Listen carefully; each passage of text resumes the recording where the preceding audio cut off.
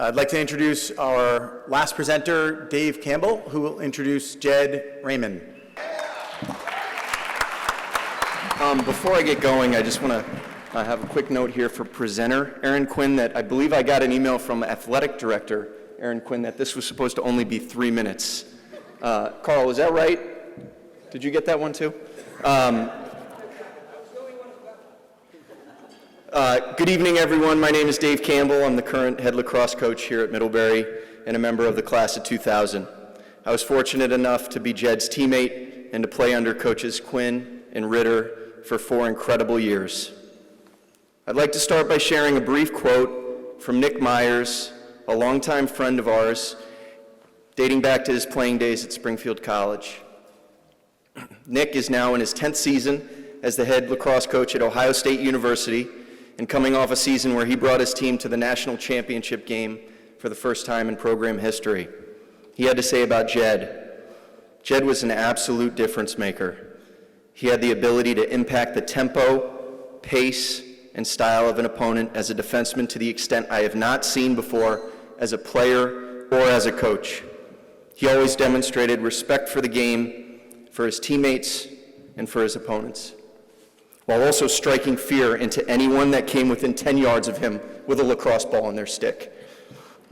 That was Jed. As a defenseman, he struck fear in his opponents, and it was because he knew, and more importantly, they knew that he was going to take the ball away from them. Jed was so dominant, it didn't matter that we didn't have any defensive statistics to show how good he was, or social media to spread the word. And yet he was still named National Player of the Year in 1999. When we showed up at Middlebury, it was clear Jed was capable of being one of our best defensemen, if not one of the best in the league. However, our coaches felt there were things he still needed to work on and kept him out of the lineup for most of our freshman year. To emphasize the need for Jed to play with his feet and not just his stick, Coach Ritter suggested that Jed practice with a short stick, which is not exactly what you picture when you think of Jed on a lacrosse field. Jed never showed any frustration with his situation, only a determination to reach his full potential, and from that point on, just soaked up coaching like a sponge, got to work, until the time came when it was time for us to unleash him. And unfortunately for them, that came in our last regular season game down at Williams. Yeah, you know where this is going, buddy. Jed was matched up on their best player, a senior, and the best midfielder in the league. Welcome to college lacrosse, buddy. Go get him. He didn't just win that matchup that day, he owned it. He just started doing what Jed does, throwing crazy checks, taking the ball away from this poor guy who had no idea who Jed was. And by the second half, when this guy came off the field, he was throwing his stick and kicking garbage cans and swearing, and the rest is history. Jed never looked back. He dominated the playoffs as we went on to beat Connecticut College in the semifinals that year and go on to win the championship against Bowdoin.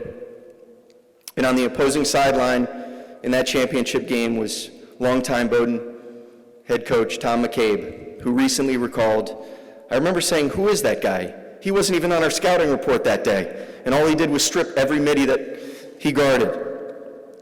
From that point on, he was no longer a secret as he tormented offensive players for 4 years and became the benchmark for how a great defender should play and act. As you can gather by now, Jed's talent and his willingness to be coached would have led to a great career at Middlebury. But we wouldn't be sitting here tonight if that's all there was to him as an athlete. No one was more driven or worked harder than Jed. His work ethic resembled that of a middle-of-the-road player just trying to make our team, not the 6'4", 210-pound guy who is the fastest guy on the team. He basically lived in the weight room for 4 years, and when most of us wouldn't think twice about going down to Hamlin Dining Hall and having a burger for lunch, there would be Jed with a salad and grilled chicken and snacking on dried mangoes later that day. He was just at a different level with his training and preparation than the rest of us. Lastly, Jed is and always was a gentleman on and off the field. He was never in trouble here at Middlebury. He was a fantastic student and a Scholar All-American his senior year, and an even better teammate. He's been a great friend for 20-plus years since our first days together back in good old Battelle. And most importantly, he is a devoted husband and father to his girls, Tori, Ash, and Peyton. I could not be more proud of you, Jed. Welcome to the Hall of Fame.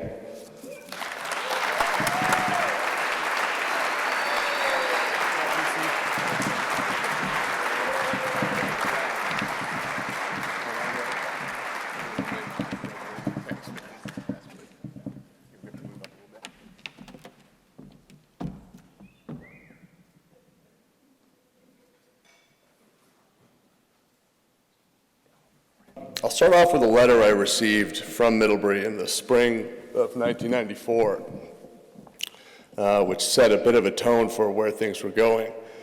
Dear Mr. Raymond, we thank you for your application to Middlebury. Unfortunately, we are not in a position to offer you enrollment in the following school year. We do wish you the best of luck. That happened. I didn't get in the first time I applied.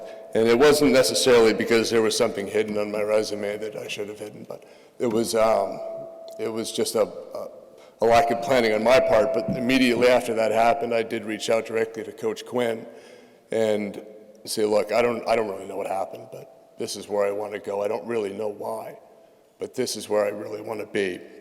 We worked through a bit of a plan where I took a gap year before it was fashionable, and a year later, ended up back here. And these last few months, looking back on those, these things that happen in your life and these turn of events and how fate comes into play and seeing how that worked out and looking back at it, there was something that drew me here.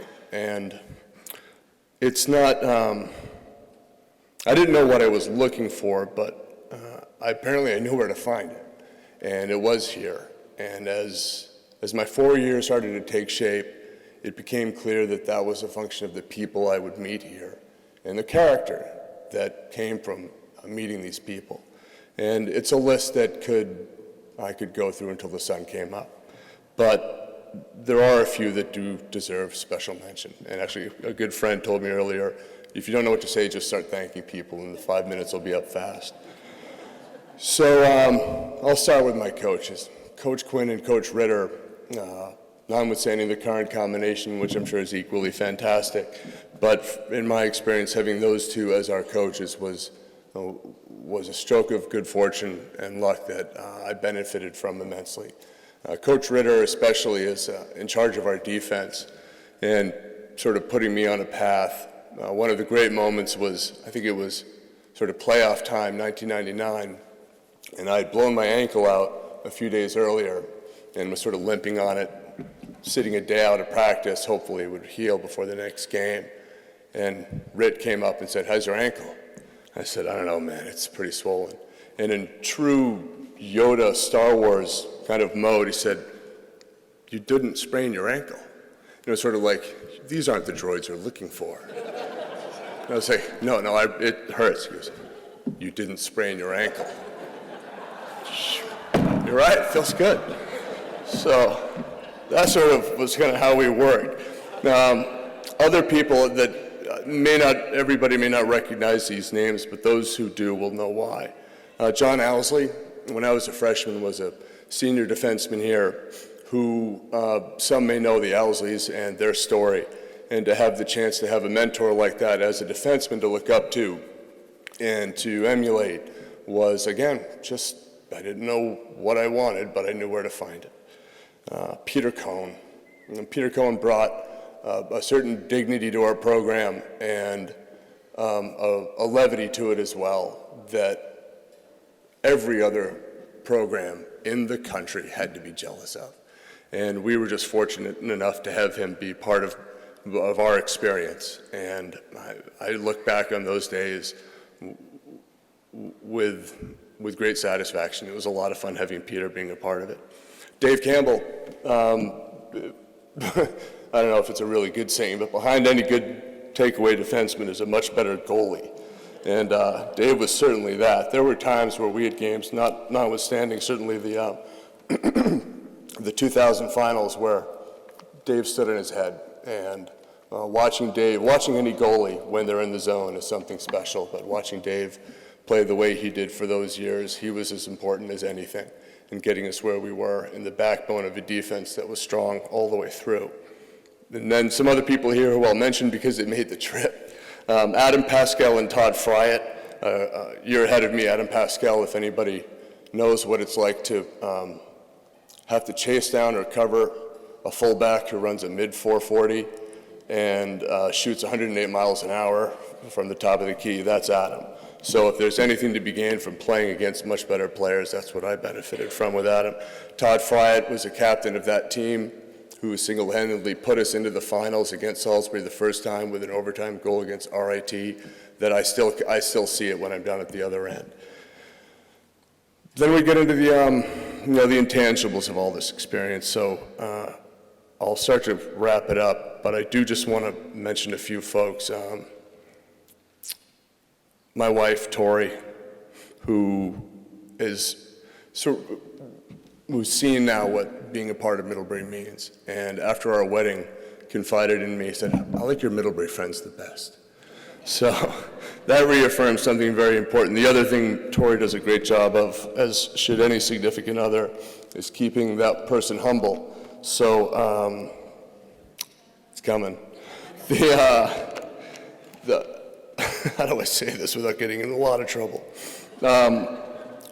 So I'd like to thank my fellow inductees who are, we've determined, much more deserving of the award because I, as the last person inducted in a non-alphabetical list, clearly the least deserving, is something we came to the conclusion earlier.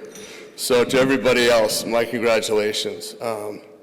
My parents, who had a very hands-off approach, actually, through the years, and so supportive in so many ways, but never pushed, just let my love for the game kind of take its own shape. I think they actually found out that I sort of knew what I was doing when, I think it was at Ithaca, they were talking to one of the other parents and from Ithaca, and I think they told my mother that, well, that's your son. Oh yeah, he's the one whose face is in the locker room and we've been throwing darts at it all week. So that was and then, I don't know. And just to wrap it up, I guess if I put it one way, and I'm sorry, I'm kind of getting choked up, it's because I've been thinking about what to say for a long time. And it's a very special place to me. But it's that great quote, if I can see farther, it's because I stand on the shoulders of giants. So the giants are in this room. Some of them aren't here, and I do wish they could be. But most of all, it's all of you for being here and being part of an experience that's second to none. So for President Patton and everybody, and Aaron Quinn, as they lead the school into the this millennium, I'm amazed at what everybody's created here, and this environment, this school, and the people it produces, and the character that comes out of it is something to be very proud of. And I just feel very fortunate to have been a part of it. So thank you all very much.